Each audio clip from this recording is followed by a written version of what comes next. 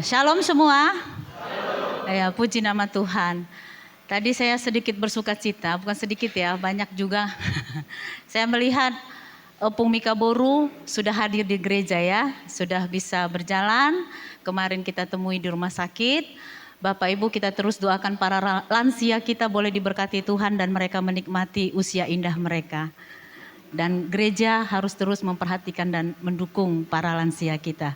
Baik Bapak Ibu, mari kita bersama-sama melihat kebenaran firman Tuhan. Hari ini kita akan belajar dari kitab Yosua. Kitab Yosua 1,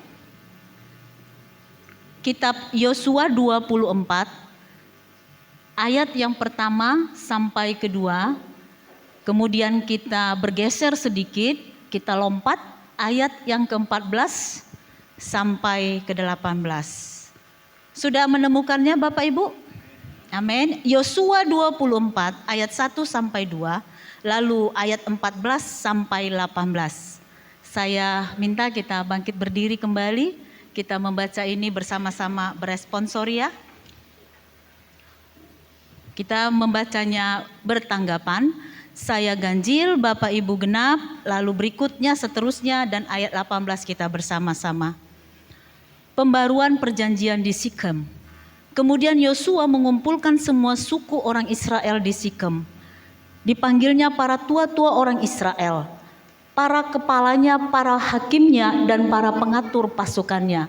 Lalu mereka berdiri di hadapan Allah.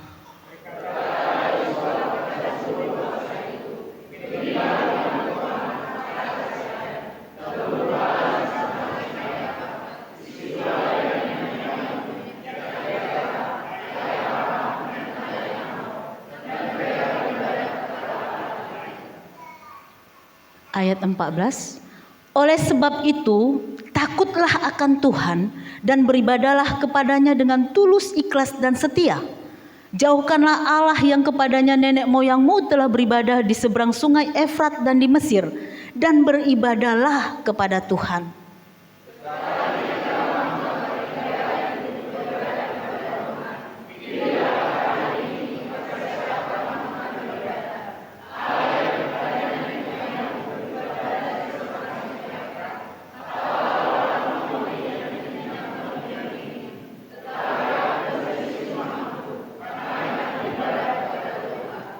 Lalu bangsa itu menjawab, jauhkanlah daripada kami meninggalkan Tuhan untuk beribadah kepada Allah lain.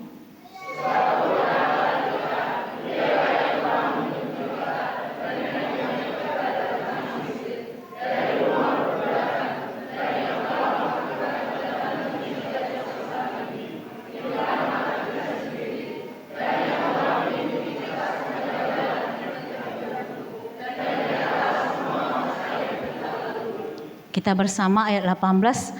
Tuhan menghalau semua bangsa dan orang Amori, penduduk negeri ini dari depan kita. Kami pun akan beribadah kepada Tuhan sebab dialah Allah kita. Demikian firman Tuhan, silakan duduk Bapak Ibu. Saya kembali membaca ayat yang ke-15. Hanya terakhir. Tetapi aku dan seisi rumahku kami akan beribadah kepada Tuhan. Tetapi aku dan seisi rumahku kami akan beribadah kepada Tuhan. Saudara, tahukah kita bahwa lembaga apa yang pertama sekali diciptakan oleh Tuhan setelah Tuhan sudah melengkapi semua bumi dengan semua isinya? Sudah lengkap, sudah komplit, sudah sempurna. Nah Bapak Ibu, firman Tuhan katakan dalam Kejadian 1 sampai 2, lembaga apakah yang pertama sekali Tuhan ciptakan Bapak Ibu? Lembaga apakah yang pertama sekali Tuhan bentuk setelah Tuhan mengerjakan semua perbuatannya yang ajaib, menciptakan segala sesuatunya? Nah Bapak Ibu, kalau kita mau mengingat lembaga yang pertama sekali dibentuk oleh Tuhan bukanlah lembaga hukum, bukanlah lembaga kesehatan, bukanlah lembaga pendidikan, tetapi yang pertama sekali yang Tuhan bentuk setelah dia bekerja dan berkarya memenuhi bumi dengan sempurna, dia pertama sekali membentuk lembaga keluarga. Keluarga Bapak Ibu. Bukan pendidikan, bukan lembaga yang lain. Tetapi Alkitab katakan yang pertama sekali Tuhan bentuk adalah keluarga. Keluarga, Bapak Ibu. Dan ayat yang paling manis sampai saat ini juga saya bangga menjadi orang Kristen adalah, mari kita buka Kejadian 1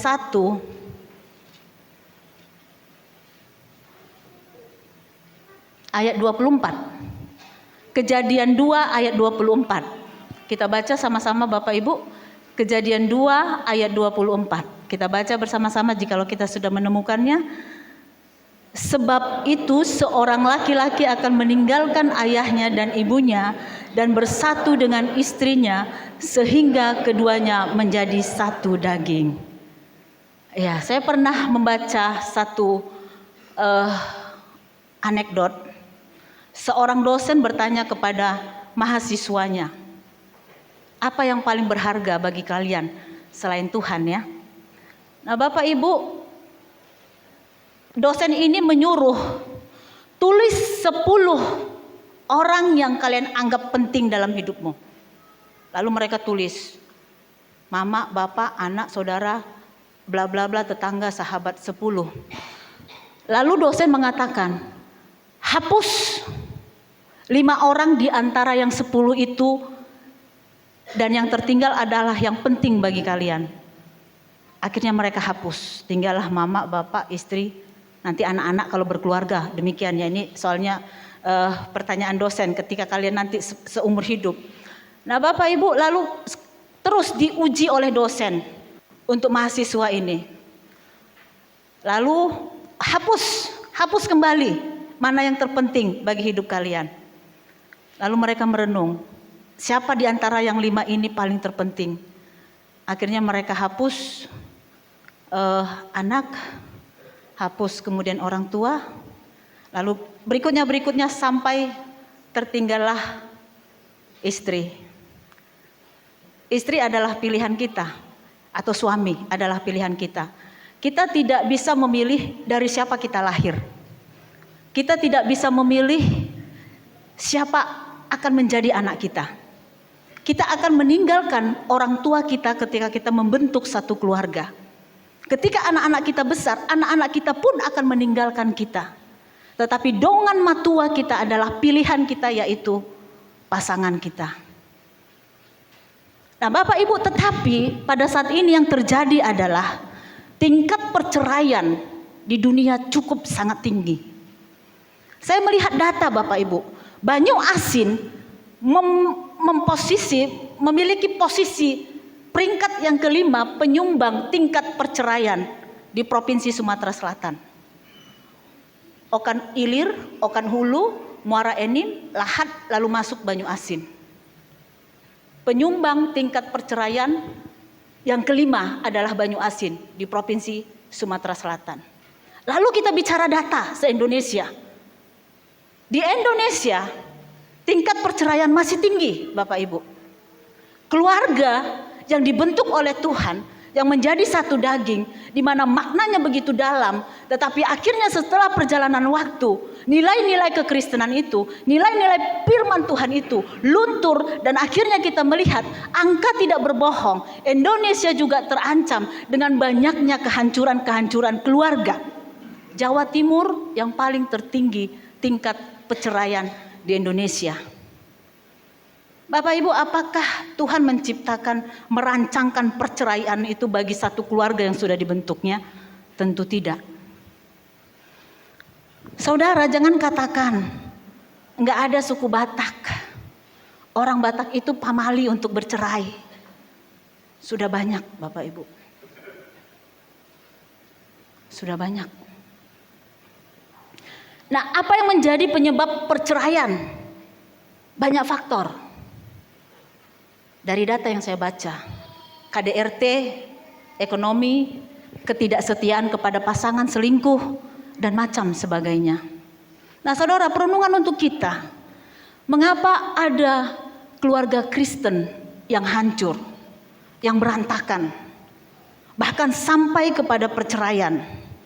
Mengapa ada pasangan yang selingkuh? Mengapa ada anak-anak yang tidak bisa diatur? Mengapa ada anak-anak yang maunya membangkang?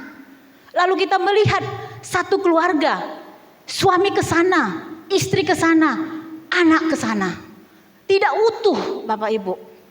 Nah saudara, itulah yang kita renungkan bersama. Kami pun sebagai hamba Tuhan membentuk satu keluarga dan terus menjalankan apa yang menjadi amanah Alkitab. Sebagai kita orang-orang murid Kristus yang mengatakan keluarga yang dibentuk, bentuklah berdasarkan pengajaran kebenaran firman Tuhan. Saat ini Bapak Ibu, syukur kalau anak-anak kita masih kita bisa bina. Syukur anak-anak kita masih ada di sekolah minggu, di remaja, di PTGIMI, bahkan duduk bersama kita beribadah. Tetapi Bapak Ibu, angka juga menunjukkan tingkat kenakalan remaja cukup luar biasa dan menjadi bahan perhatian bagi kita. Siapa yang bertanggung jawab? Orang tua, keluarga. Jangan lempar tanggung jawab kita kepada sekolah. Jangan lempar tanggung jawab kita kepada orang lain, kepada pemerintah. Bapak Ibu, anak kita adalah tanggung jawab kita. Banyak keluarga yang hancur. Ada apa? Kenapa? Anak-anak yang sulit diatur, bahkan sampai kepada pergaulan bebas. Apakah tidak mengiris Bapak Ibu? Kita akan belajar dari pernyataan Yosua pada hari ini. Bagaimana dia memiliki komitmen untuk membawa keluarganya kepada Allah. Saudaraku yang terkasih, jangan katakan kami gak ada masalah. Kami pernah bertengkar. Mau dibuka? Gak usah dibuka yang gak membangun ya. Gak ada keluarga yang gak punya masalah. Everything family have problems. Tetapi bagaimana kita menyelesaikannya berdasarkan firman Tuhan. Disitulah terlihat apakah firman Tuhan kita hidupi. Nah, Bapak Ibu yang terkasih di dalam Kristus Yesus, apakah Tuhan sudah ada di tengah-tengah keluarga kita? Itu pertanyaannya. Apakah Tuhan kita sudah kita tempatkan menjadi sesuatu yang paling terpenting di dalam keluarga kita? Bapak Ibu, keluarga Kristen, kalau Alkitab katakan Kristus itu adalah kepala gereja. Mempelainya siapa? Jemaat. Kalau kita kembali mengaplikasikan keluarga-keluarga Kristen, firman Tuhan katakan, bercerminlah kepada apa yang dilakukan oleh Kristus sebagai kepala gereja, di mana dia berkorban untuk jemaatnya, untuk umatnya. Makanya Bapak Ibu kalau ada, pernah kita baca itu di Filipi, bagaimana relasi istri dengan suami, suami dengan istri, orang tua kepada anak, anak kepada orang tua. Istri, taatlah kepada suamimu. Suami, kasihilah istrimu seperti Yesus yang sudah mengorbankan dirinya untuk umatnya. Itu gambarannya Bapak Ibu. Nah saudara, yang menjadi perenungan kita untuk siang hari ini adalah, apakah Tuhan ada di tengah-tengah keluarga kita? Nah Bapak Ibu, untuk menjawab itu perlu kita memikirkan satu pertanyaan. Satu pertanyaan penting. Bagaimana supaya Tuhan ada di dalam keluargaku? Bagaimana supaya Tuhan itu hadir di tengah-tengah keluargaku? Dan kita akan melihat dari kebenaran firman Tuhan. Yang pertama sekali Bapak Ibu, di dalam keluarga Kristen itu, adakah ditemukan iman? Adakah ditemukan iman?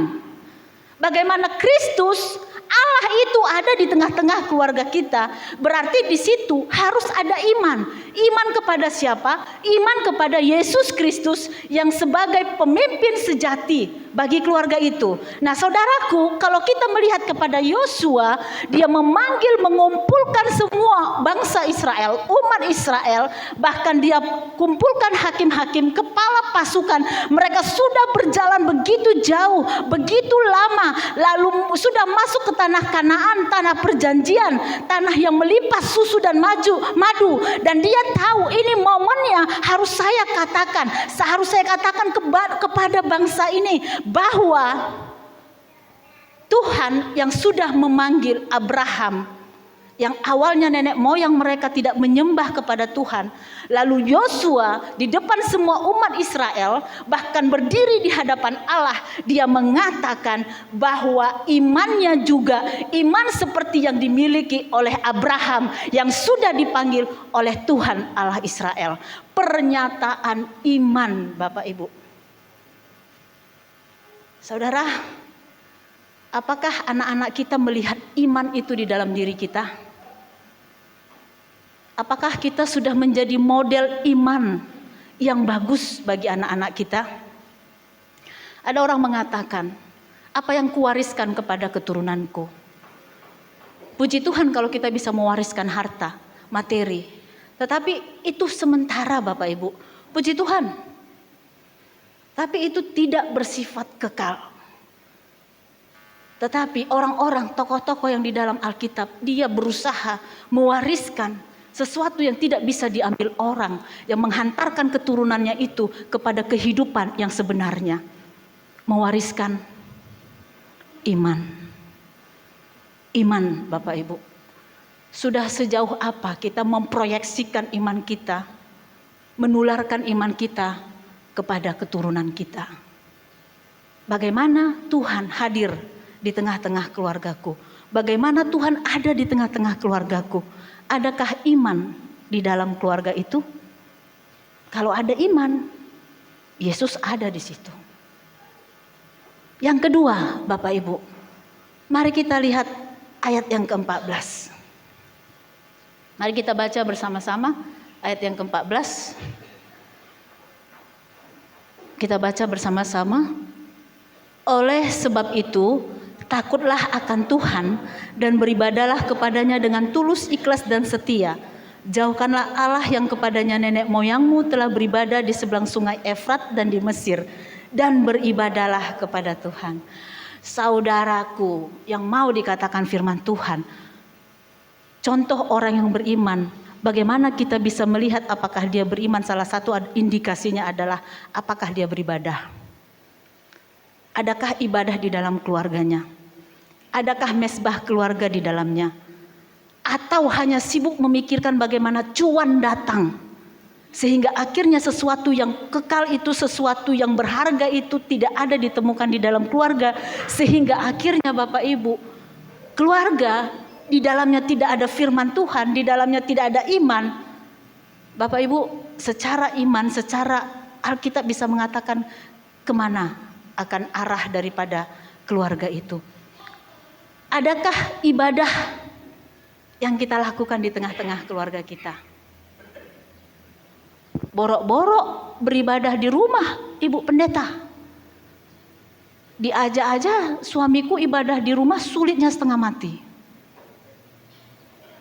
Saudara, Yosua mengatakan, Yosua berkata, dia menunjukkan bagaimana Tuhan sudah memimpin bangsa itu sampai ke tanah perjanjian itu. Lalu kalau saya mengartikannya seperti ini, aku sebagai pemimpin sudah mengasih tahu apa yang benar kepada kalian. Tetapi kalau kalian gak mau dengar, terserah. Tetapi aku mengatakan, aku dan seisi rumahku akan beribadah kepada Tuhan. Selesai, tugasku selesai sebagai pemimpin. Aku menunjukkan, mengatakan, ayo beribadah kepada Tuhan. Tetapi kalaupun kalian mengeraskan hati, aku dan seisi rumahku akan beribadah kepada Tuhan. Adakah Tuhan dalam keluarga kita? Jikalau ada Tuhan di dalam keluarga kita, maka keluarga itu akan rindu untuk berdoa bersama-sama. Maka keluarga itu akan rindu untuk membaca firman Tuhan bersama-sama. Saudara, gak ada waktu. Gak ada waktu, Bu Pendeta, gak penting. Saudara, itu jawab sendiri. Bagaimana keimanan kita? Kita buat mesbah keluarga yuk. Besok. Kita buat doa keluarga besok. Akhirnya nggak jadi-jadi. Saudara, hadirnya Tuhan di tengah-tengah keluarga kita ketika kita punya waktu, memberikan waktu untuk beribadah, dan itu akan dilihat oleh keturunan kita. Dan itu akan menjadi memori yang kuat bagi mereka. Aku dulu pernah berdoa, membaca firman Tuhan, memuji Tuhan bersama mama bapakku. Itu warisan Bapak Ibu, kenangan. kenangan. Saya kenangan dengan bapak saya secara rohani, ibadah keluarga itu hanya akhir tahun. Kalau secara eksklusif, artinya inti, hanya itu. Berikutnya paling ya partamiangan, pertungguan kalau bahasa Simalungunnya kan. Bapak Ibu, adakah Tuhan dalam keluarga kita? Tuhan ada dalam keluarga kita kalau di dalamnya ada ibadah yang menyembah kepada Tuhan. Saudara, umumnya orang tua takut kalau anaknya tidak masuk sekolah. Pada umumnya orang tua takut kalau anak-anaknya tidak bisa mengikuti pelajaran. Tetapi kalau nggak sekolah minggu, nggak tahu ayat hafalan, nggak masalah. Masalah juga Bapak Ibu. Iman itu diajarkan dari kecil. Kita kadang-kala nggak terlalu penting memberi waktu untuk bagaimana supaya anak itu ayat hafalannya dari sekolah minggu dihafal. Itu penting Bapak Ibu. Firman Tuhan yang terpatri itu yang akan menjadi kekuatan dia. Roh Kudus bisa mengingatkan dia ketika dia berada di luar sana untuk menentukan keputusan di dalam hidupnya. Apakah kita sebagai imam, apakah kita sebagai orang tua sudah melakukan itu? Bapak Ibu, yang ketiga, bagaimana Tuhan ada di tengah-tengah keluarga kita. Mari kita lihat ayat yang ke-16. Kita baca bersama-sama Bapak Ibu ayat yang ke-16. Lalu bangsa itu menjawab, jauhkanlah daripada kami meninggalkan Tuhan untuk beribadah kepada Allah lain. Untuk saat itu umat merespon apa yang dikatakan oleh Yosua. Mereka mengatakan, jauhlah daripada kami meninggalkan Tuhan untuk beribadah kepada orang lain. Dan Bapak Ibu, ini artinya komitmen. Ini artinya komitmen. Ketika dua insan diberkati di rumah Tuhan untuk mendirikan yang namanya keluarga, juga di situ ada komitmen yang harus ditepati, yang harus dipegang teguh oleh kedua orang itu, pasangan itu. Apakah engkau akan menerima dia sakit atau sehat, kaya atau miskin, susah atau senang? Di dalam mengikut Tuhan kita juga perlu komitmen Bapak Ibu. Di dalam kita menghadirkan Tuhan di tengah-tengah keluarga kita juga perlu komitmen. Komitmen kepada Tuhan. Dan inilah yang dilakukan oleh bangsa Israel untuk menjawab apa yang dinyatakan oleh Yosua sebagai pemimpin mereka. Ayat 16 mereka katakan, jauhlah daripada kami meninggalkan Tuhan untuk beribadah kepada Allah lain. Ini komitmen. Bapak Ibu, mengikut Tuhan juga perlu komitmen.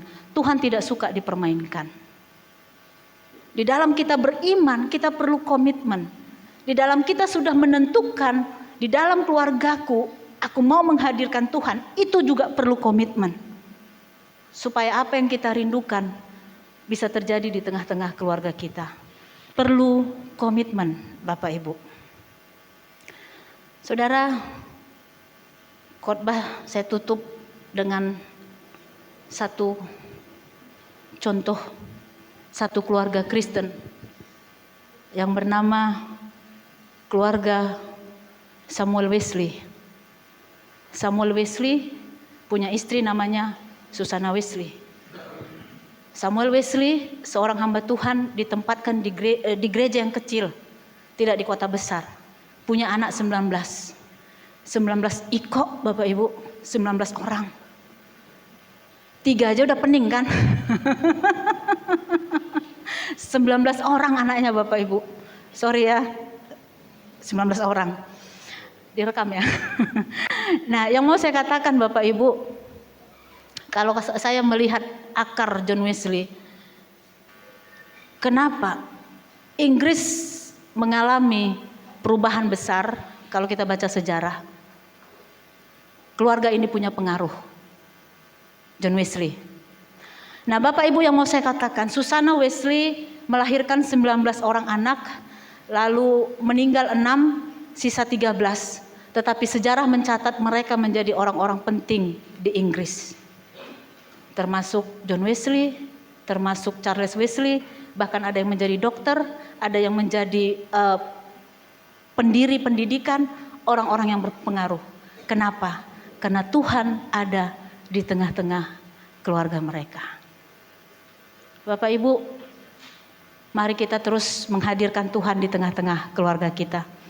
Kita akan melihat satu simulasi yang akan kami berikan. Silakan Pak Pendeta.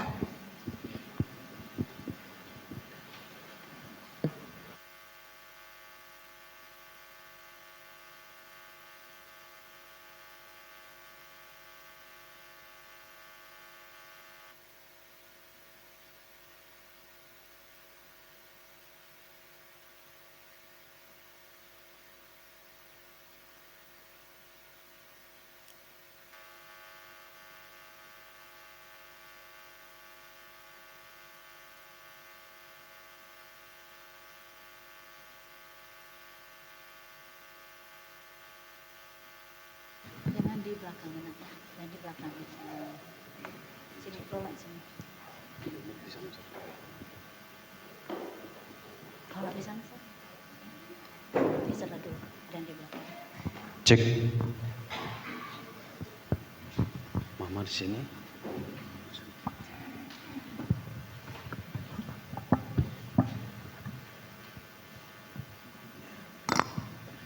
Bapak Ibu, dari sel group adalah kekayaan metodis yang tidak ada pada gereja lain. Sel group adalah ada orang melakukan mezbah keluarga, ada orang ibadah keluarga. Tapi adakah pengakuan-pengakuan di sana? Sel group yang kita lakukan selama ini pun sebenarnya masih kurang. Karena prinsip sel group, anak-anak yang di belakang tolong jangan main HP ya. Perhatikan contoh di depan. Dari sel group yang kita lakukan, hanya 40% partisipasi jemaat. Dari 40%, yang 60% kemana? Tidak sel group. Jadi tidak ada ibadah dalam rumah tangganya. Lalu besok-besok ada masalah. Lalu berkata, apa peran gereja? Gereja mengajak melakukan sel group. Dari 40% yang melakukan sel group, dari 40% melakukan sel group, berapa persen dari keluarga itu yang ikut sel group? Anak-anak muda kita ikut sel group enggak? Hanya orang tua. Suka jadi, berapa persen yang ikut sel group? Dari yang ikut sel group itu anak-anaknya ikut sel group enggak? Maka keluarga adalah lembaga pertama, kata Ibu Pendeta tadi, dan kata Alkitab. Adakah ibadah dalam keluarga? Hari ini kami simulasikan sel group seturut mendekati sel group masa John Wesley. Bapak Ibu, lebih bagus mencegah sebelum masalah. Anak muda, saya mau kasih tahu, inilah model sel group tengah keluarga.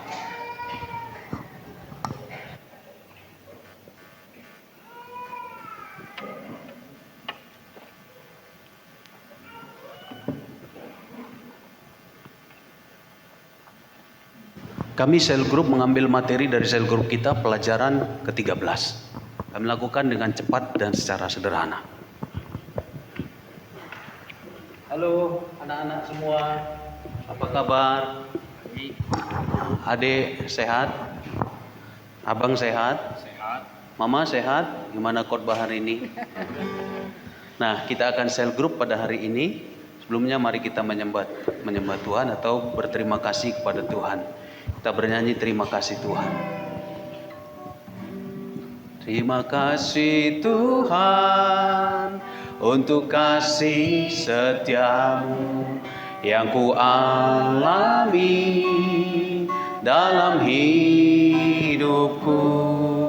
Terima kasih Yesus untuk kebaikanmu sepanjang hidupku.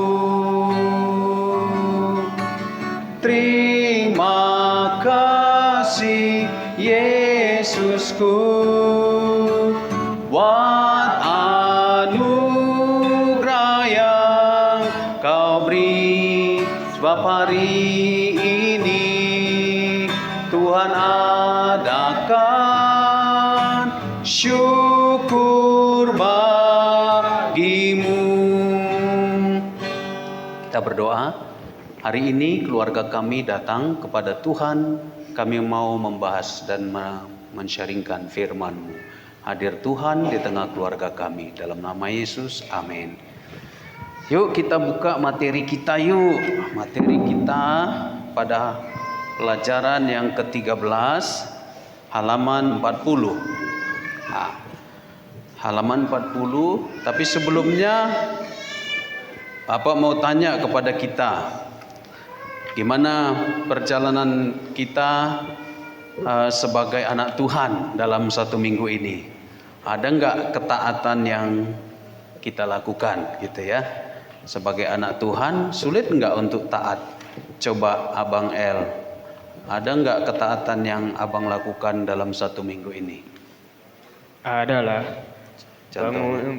bangun pagi, Bangun buat sekolah. pagi, bangun sekolah, nggak malas gitu ya? Iya, Iya. Kalau habis bangun doa dulu nggak? doa lah. Gimana doanya?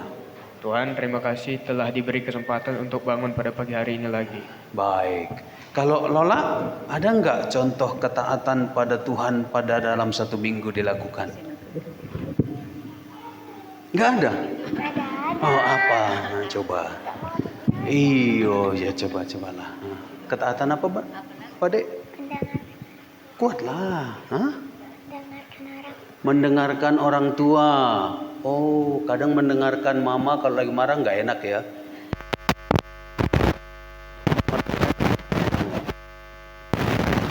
Enggak. Iya nanti ya. Oke. Tapi taat. Cinta sama keluarga. Iya. Baik. Terima kasih Bu Pendeta. Oh, pasti ada tanya ya, tapi kita lewati saja. Iman. Coba Abang El baca ini narasinya, Nak. Oke. Iman dan kehidupan. Gereja adalah persekutuan orang-orang yang sedang disempurnakan oleh Tuhan. Tidak usah heran kadang masih ada kelompok-kelompok dalam jemaat dan pertikaian. Ketika hamba Tuhan diutus ke suatu jemaat yang situasinya seperti itu, ia merasa tidak mampu dan rasa gemetar. Hambanya itu menyadari bahwa jemaat adalah tubuhnya. Ia memukul semua kelompok tanpa berpihak dan membangun kehidupan persekutuan dalam doa dan firman. Hal ini membuat jemaat menjadi satu, persekutuan jemaat bertumbuh dalam kesatuan. Apa yang saudara akan lakukan jika ada dalam jemaat yang berkelompok itu? Coba ceritakan.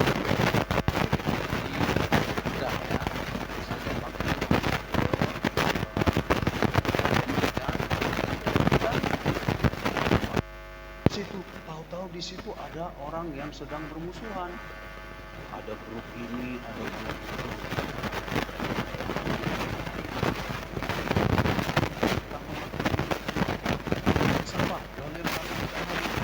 Tapi mereka bermusuhan gitu.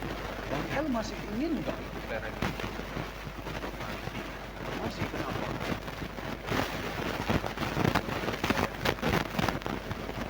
Kalau mereka saling membenci,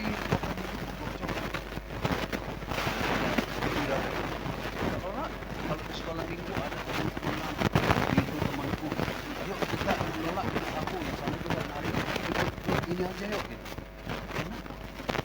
Sama abang nggak usah ikut-ikut sana ikut sini kan. Nah sekarang pernah nggak dengar papa mama bertengkar? Pernah ya. Abang, pernah nggak dengar papa mama bertengkar? Pernah lah. Enak nggak suasananya waktu papa mama bertengkar? Ya. Gimana rasanya? Pengen pergi gitu ya? Terus gimana? Enak nggak tidur gitu atau bete gitu gimana? Nah, kalau kita sel grup eksklusif, papa pasti tanya bagaimana kan? Di sini nggak ditinggal. Ini divideokan ya, supaya ini menjadi sampel. Mama, pernah nggak kita bertengkar? Pernah, tadi sudah dibilang. Nah, sekarang gini, Lola sebagai papa Papa kan pendeta. Tapi pernah nggak Lola sakit hati sama Papa?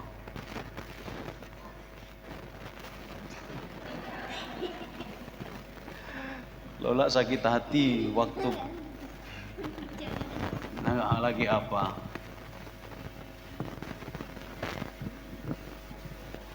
Ada rahasia Bapak Ibu. Dia sakit hati. Kalau saya masuk angin dia kena sasarannya. Jadi Papa dalam kesempatan ini minta maaf ya. Doakan supaya Papa tidak mudah masuk angin. Ya. Lola, Abang, pernah nggak sakit hati sama Papa? Pernah. Mas Papa? Nah, kemarin itu yang Bapak nyuruh kunci gereja tapi kuncinya Bapak bawa. Jadi waktu habis P2MI kami mau ikut ibadah penghiburan di keluarga Bapak Utak Bandawan. Saya bilang, Bang, kunci pintu gereja Papa buru-buru karena nggak ada yang ikut ibadah. Sedikit sekali yang ikut ibadah di sana. Kunci pintu ya gitu. Lalu saya kabur, dibonceng sama Bapak Jessica. Saya ini baru kenal jalan kunci pintu saya. Saya bayangkan, pasti dia jengkel sama saya. Benar. Nah hari ini kejengkelan itu keluar. Ini tidak disetting Bapak Ibu. Ya, secara format umum disetting, tapi pengakuan ini tidak disetting. Papa minta maaf ya. Nah tadinya memang kunci itu harus Papa teliti dengan baik. Mama pernah nggak sakit hati sama aku? Dalam hal apa, Ma? Yang kecil-kecil aja, Ma. Ini Bapak Ibu, ini bukan hal yang kita mengungkapkan. Saya ingat Tuhan.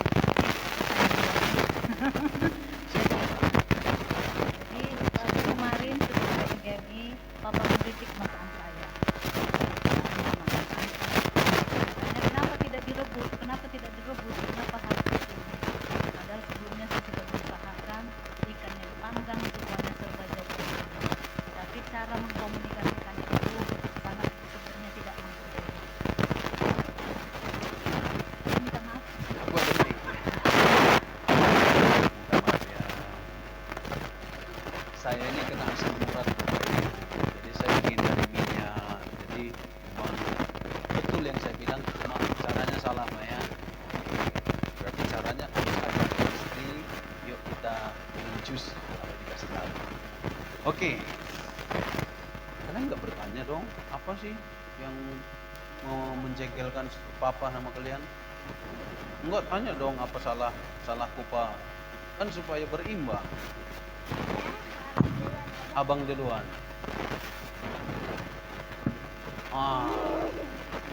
Papa ya udah tahu lah ya, yang kadang menjengkel kalau abang itu langsung lihat HP gini. Jadi kadang kerjaannya nyuci piring, hari pagi aja Papa yang nyuci piring, gitu kan. Jadi lain kali ingatlah penggunaan HP pada waktunya ya, dan kita sudah punya komitmen. Betul lah? Oh, ke Mama. Oh, iya, kesan Lola ke Mama apa?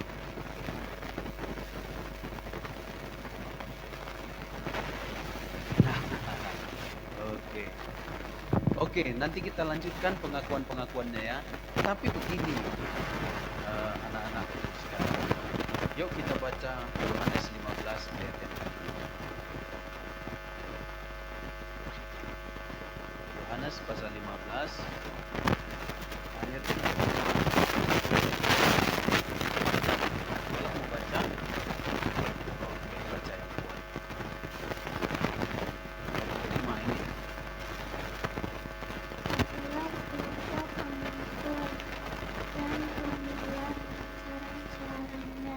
Siapa yang tinggal di dalam aku dan aku di dalam dia, ia berbuah banyak, sebab di luar aku kamu tidak dapat berbuah apa-apa. Yesuslah pokok anggur, kita ranting-rantingnya.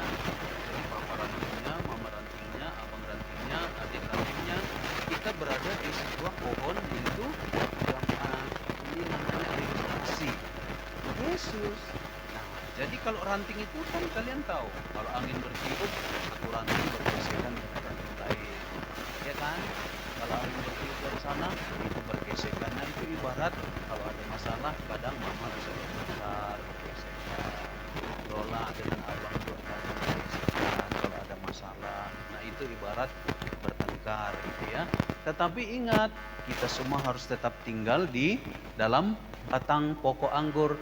Artinya apapun masalah kita tetap tinggal di dalam Yesus, supaya kita nggak kemana-mana, kita tetap bertumbuh dan hidup kita diberkati. Nah kalian pun nanti dari kecil sampai besar, ingatlah kalian adalah anak-anak Tuhan Yesus. Amin. Nggak boleh berpaling. Nanti misalnya abang ketemu cewek cantik, lalu diajak ninggalin iman, mau. Lalu bilang sama papa, cialah segala-galanya pak. Loh terus kami apa gitu ya. Nah Lola juga kalau ketemu dengan kekayaan, harta, ditawarin Lola jadi artis, tapi ninggalin Tuhan Yesus. Nah, kan enggak kan? Nah, enggak mau, bagus gitu ya. Nah jadi gitulah, kita adalah pokok anggur, Yesus adalah pokok anggur dan kita adalah ranting-rantingnya. Yuk kita berdoa supaya Tuhan tadi sudah mengampuni. Bapak Ibu, kami akan menyanyikan satu lagu. Ini bisa kita formulasikan tentu pengakuan-pengakuan. Dan pengakuan semacam ini tidak mungkin kita buka di sel grup umum, apalagi suami istri. Tapi lakukanlah karena ini sangat bermanfaat. Lagu tayangin aja di depan gak apa-apa.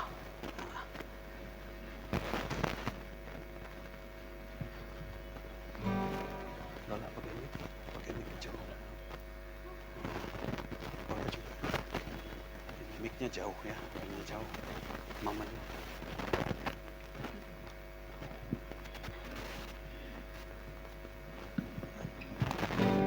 Tuhan ada dalam keluargaku.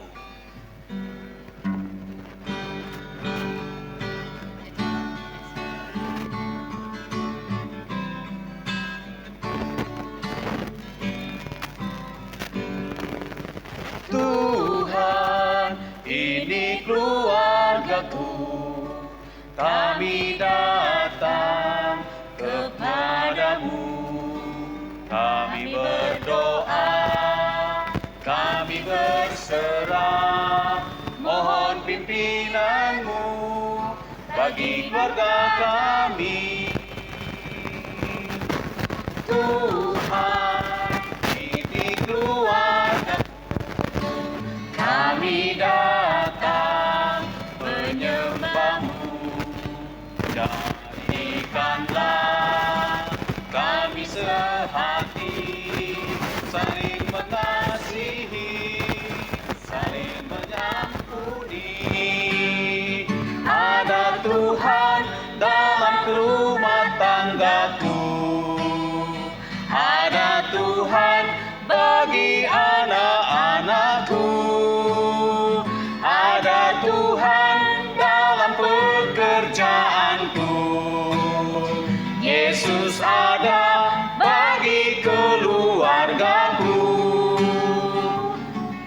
Bapak Ibu, mari kita bersama-sama bernyanyi. Kasih Yesus dalam rumah tanggaku, masa depan bagi anak-anakku. Berkat Tuhan dalam pekerjaanku, Yesus sanggup pulihkan keluargaku. Dimulai dari Ada Tuhan dalam dari awal kita nyanyikan bersama-sama. Tuhan, ini keluargaku, kami datang kepadamu, kami berdoa, kami berserah, mohon pimpinanmu bagi keluarga kami. Tuhan, ini keluargaku, kami datang menyembahmu. Jadikanlah kami sehati, saling mengasihi, saling mengampuni. Ada Tuhan dalam rumah tanggaku, ada Tuhan bagi anak-anakku, ada Tuhan dalam pekerjaanku. Yesus ada bagi keluargaku, kasih Yesus dalam rumah tanggaku, masa depan bagi anak-anakku. Kesukaan Tuhan dalam pekerjaanku, Yesus sanggup pulihkan keluargaku, Yesus sanggup pulihkan keluargaku. Kita berdoa. Tuhan, hari ini kami menerima pengakuan-pengakuan satu dengan lain. Hamba-Mu melukai Lola, Abang, dan juga istri.